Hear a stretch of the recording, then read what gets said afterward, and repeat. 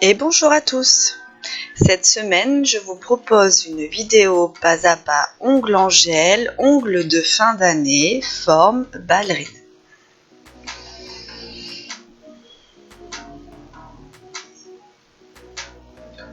Alors je suis désolée de ne pas avoir posté plus de vidéos. Normalement j'avais prévu de vous publier au moins 2 ou 3 vidéos pour ces fêtes de fin d'année. Sauf qu'en fait j'ai été très malade. J'ai eu une énorme pharyngite avec un gros état grippal qui m'a cloué au lit pendant plusieurs jours. Et donc je n'ai pas... Pardon. Je n'ai pas pu publier autant de vidéos que je le souhaitais. Alors, donc cette vidéo est un petit peu longue. J'ai vraiment pris le temps pour cette pause de ne pas trop accélérer la vidéo, sachant que il manque la partie extension construction, puisque c'est comme d'hab, hein, mon application cam elle bug quand je filme trop longtemps. Donc là, vous pouvez voir que ici, cette jeune fille a une plaque d'ongles, mais alors absolument fantastique. Des plaques comme ça, on en rêverait tout le temps. Elle a une grande plaque et c'est franchement super pour travailler. Donc cette jeune fille a l'habitude de porter les ongles longs naturellement. Donc elle m'a demandé pour les fêtes de lui faire des ongles très long. Donc j'ai effectivement pu faire une grande longueur d'ongles, chose que l'on ne fait pas souvent sur les clientes. Vous pouvez voir qu'ici, comme d'habitude, je prépare mes ongles avec mes différents embouts de ponceuse manucure. J'ai poussé les cuticules, je nettoie mes tours de cuticules et je matifie ma plaque.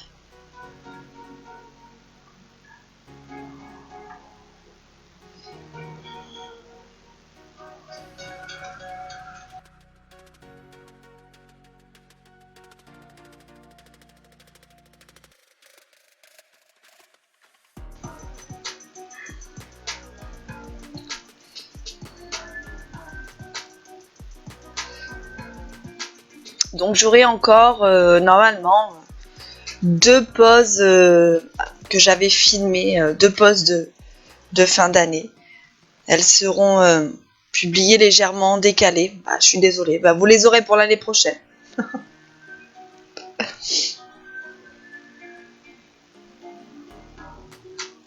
Donc ici je dépoussière et maintenant je pose mes chablons.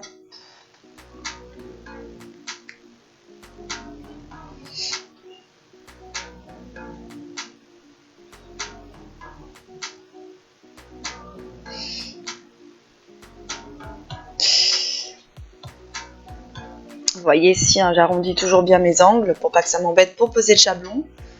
Alors je l'avais déjà fait au début, sauf que visiblement pas suffisamment, puisqu'il y a certains endroits où je me suis embêtée, que j'ai dû quasiment repasser à chaque doigt. Si vous pouvez éviter de le faire, c'est mieux parce que vous pouvez remettre des poussières. Donc c'est mieux d'éviter.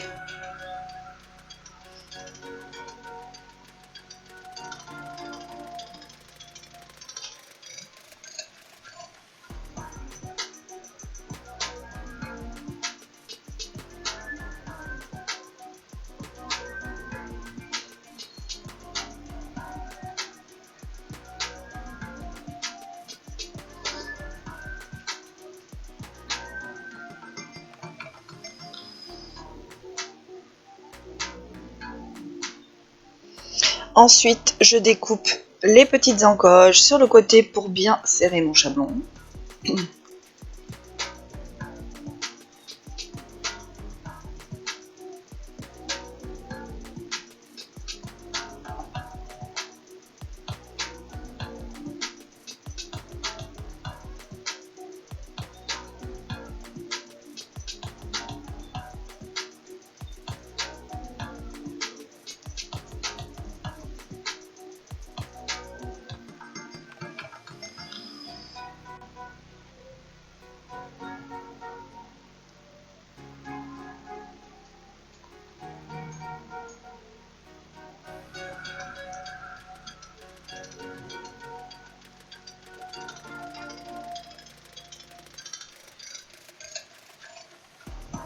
Et voilà, et ensuite on replace bien son chablon. Pensez surtout à bien vérifier qu'il n'y ait pas d'espace entre votre ongle naturel et le chablon.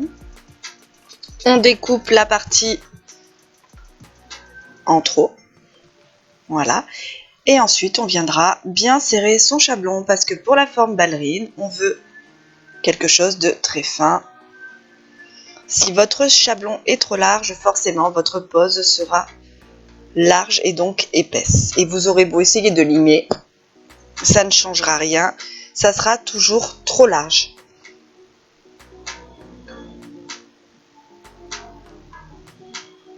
Alors, je me suis embêtée sur les petits doigts parce que cette jeune fille a eu les petits doigts cassés et ils n'ont pas été réparés. Donc en fait, elle a les petits doigts qui sont tordus. Elle ne peut pas les mettre droits. Donc ils restaient pliés tout le temps. Alors c'était compliqué parce que les chablons des petits doigts ne tenaient pas correctement. Voilà, on positionne bien son chablon, on vérifie qu'il soit bien droit, on serre bien le chablon. On fait attention que le chablon passe bien sous l'ongle et qu'il n'y ait pas d'espace entre l'ongle naturel et le chablon.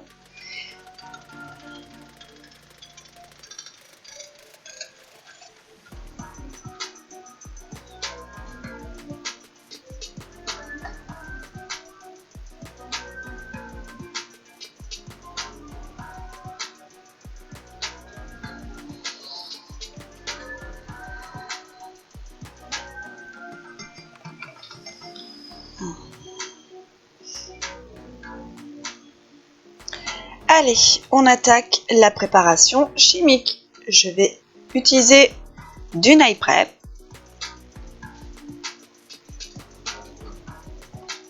Je vous rappelle que le Nail Prep est un déshydratant et un désinfectant pour les ongles. Ensuite, de l'Ultra Bond. L'Ultra Bond est un adhérent.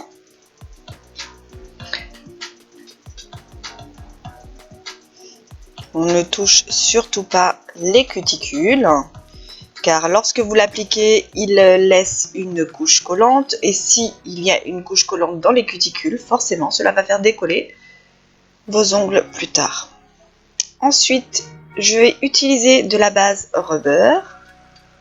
Alors, c'est pas très pratique d'appliquer une base rubber avec le pinceau du flacon, surtout lorsqu'on fait une extension d'ongle.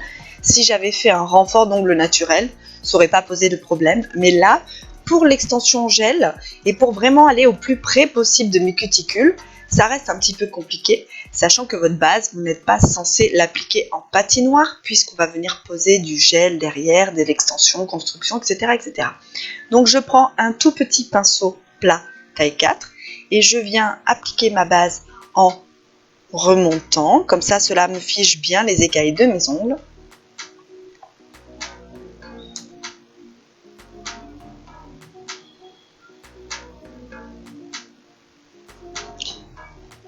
Surtout pas de gel dans les cuticules, toujours.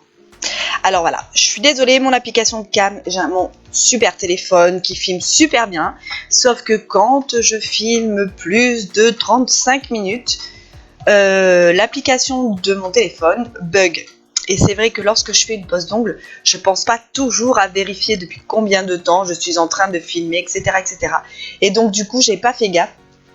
L'application, du coup j'ai filmé plus de 35 minutes et ça a bugué, donc je n'ai pas du tout la partie extension et construction et je m'en excuse. Après, c'est une partie que vous avez l'habitude de voir dans mes vidéos, donc je me suis dit que ce n'était pas très grave, mais par contre dans cette vidéo j'ai mis l'accent sur la mise en forme définitive. Souvent vous râlez et vous me dites que le limage il est trop accéléré, etc., etc., etc. Donc là je n'ai pas accéléré le limage et je l'ai laissé pratiquement intégralement, donc voilà. Donc comme vous pouvez voir, alors je commence par mes parallèles pour bien affiner ma pose. J'apprends à mes élèves de casser le bombé en premier. Pourquoi? Parce que pour le limage diamant, effectivement, c'est mieux de faire comme ceci. C'est l'image qui est organisée. On casse le bombé et ensuite on marque ses parallèles. Moi là je ne le fais pas dans la vidéo parce qu'en fait je ne mets pas trop de matière. Je gère mes quantités et donc je n'ai pas besoin de réaligner mon apex puisque mon apex est... il est la taille que je suis censée lui donner, même si effectivement il va quand même y avoir une mise en forme à faire dans la totalité, mais je n'ai pas besoin de casser mon apex parce que je n'ai pas fait un trop gros bombé, d'accord?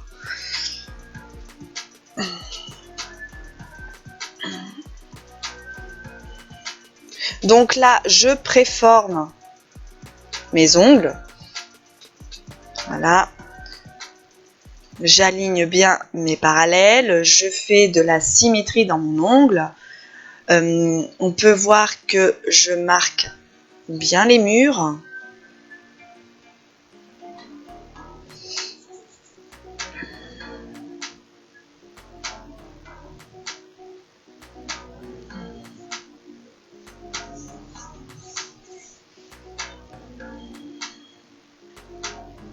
Maintenant, je vais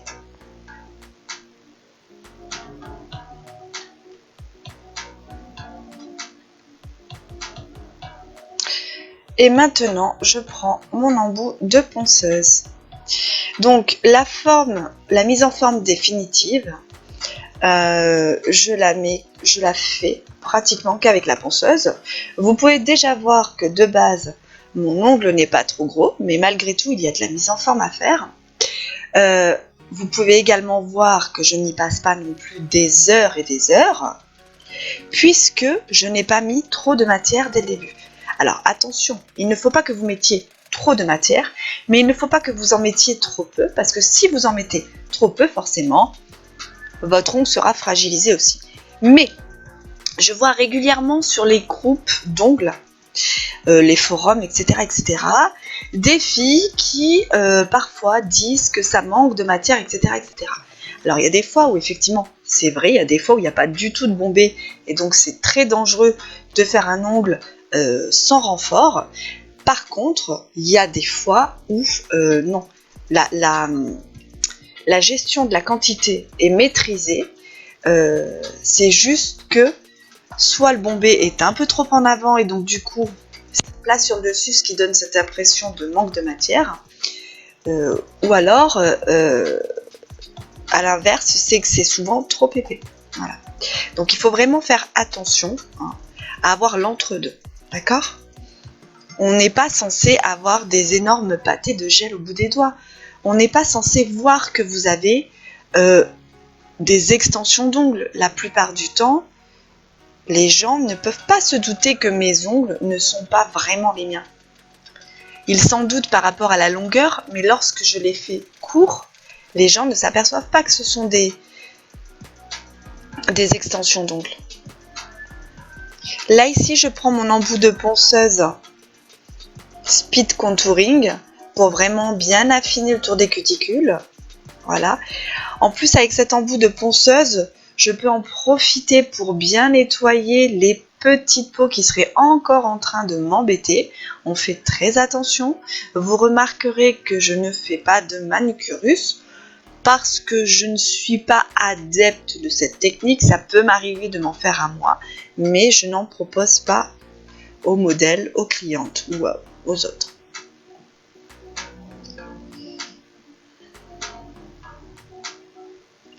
Lorsque j'ai mes dégrossis au maximum avec mon embout de ponceuse, je reprends toujours ma lime. Alors je sais qu'effectivement certaines formatrices vous diront ce n'est pas correct, on ne reprend pas la lime, etc. etc. Moi c'est ma façon de travailler à moi, je suis plus à l'aise en faisant comme ça, parce que je suis plus à l'aise à la lime. Effectivement je dégrossis un maximum avec ma ponceuse, mais par contre je peaufine toujours à la lime. Donc là ce que je viens faire, c'est que vous voyez sur les côtés là, je viens bien affiner mes sinus afin qu'il n'y ait aucune aspérité, parce que lorsque vous venez poser votre gel couleur, si vous avez des petites choses, des petits cafouillages sur les tours, sur les contours des cuticules, et bien forcément l'application du gel couleur ça se voit. Donc on fait en sorte de bien affiner tout ça, qu'il n'y ait aucune aspérité. Et comme vous pouvez le voir, je viens finir d'affiner mon bord libre. Et donc là, étant donné que cette forme va un peu à une forme un petit peu vers le bas pour le bord libre, je vais venir appuyer légèrement sur ma pointe pour obtenir la forme souhaitée. Là, lorsque je reprends ma lime à cette étape-là, je prends le grain le plus fin, bien évidemment. Donc ici, j'utilise le grain 180. Et donc, j'y vais avec un geste très très léger. En aucun cas, j'appuie comme une folle sur ma lime.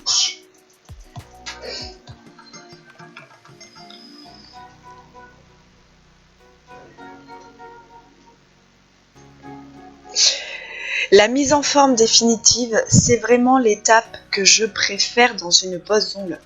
Donc c'est également la raison qui me pousse à toujours réutiliser ma lime derrière, c'est que c'est une étape que j'aime énormément et donc je prends plaisir à la réaliser.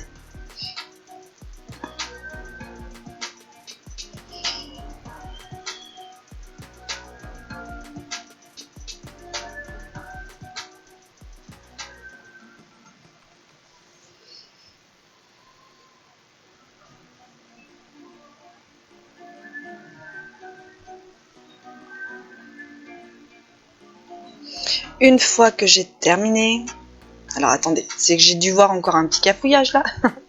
Je passe un coup, je dépoussière, je passe un coup de spray désinfectant pour enlever bien toutes les petites poussières qui seraient coincées dans les cuticules et qui pourraient venir créer des futurs décollements. Donc, nous allons faire sur chaque main 2 doigts blancs, puisque je vais venir y frotter des flakes, des chrome flakes. Non, des flakes holographiques, je ne sais plus. Enfin, des flakes.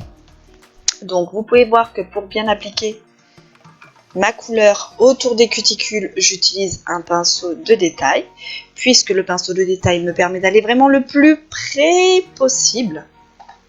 Comme ça, votre cliente peut avoir 3-4 semaines de repousse sans que cela se voit de trop. Et ensuite, évidemment, je catalyse doigt par doigt pour... Là, j'ai fait les 2 doigts d'un coup, mais vous catalysez main par main. Lorsque votre gel vous le permet, vous pouvez travailler plusieurs doigts en même temps.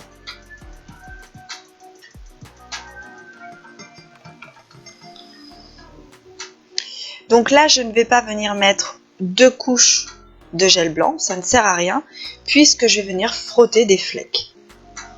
Donc sur la couche collante de mon gel, enfin de mon semi-permanent, je viens appliquer des chrome flakes. Pourquoi j'ai pas appliqué une deuxième couche? Eh bien tout simplement parce que ça m'aurait fait une épaisseur de gel supplémentaire que je n'ai pas besoin, puisque je vais venir envelopper mes flakes avec un gel de finition. Donc on ne va pas ajouter de l'épaisseur à ses doigts inutilement. Une seule couche, c'est juste pour faire une couche de base. Voilà, une seule couche de blanc suffit. Je viens frotter mes flakes. Alors après, effectivement, je ne vous cache pas qu'il vous faut quand même un blanc qui s'applique plutôt bien.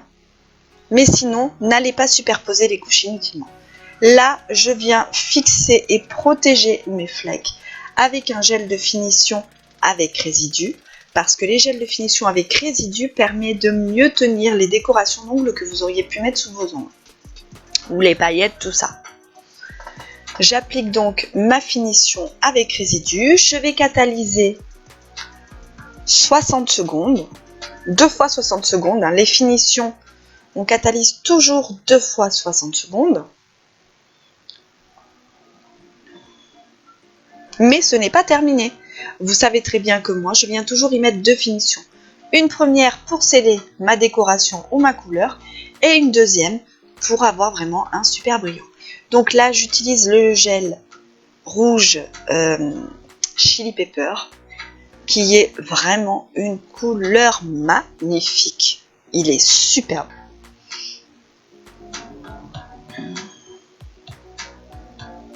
Et puis alors, il s'applique tellement facilement. N'hésitez pas à utiliser un pinceau arrondi aussi, c'est plus facile pour venir appliquer autour des cuticules. Vous pouvez utiliser le pinceau de détail si vous êtes plus à l'aise avec, mais n'hésitez pas à prendre un pinceau arrondi.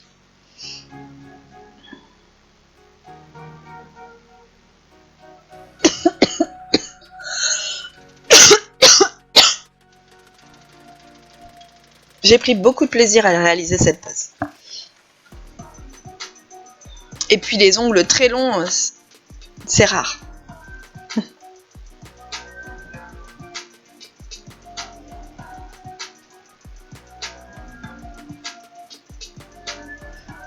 Cette couleur est vraiment magnifique.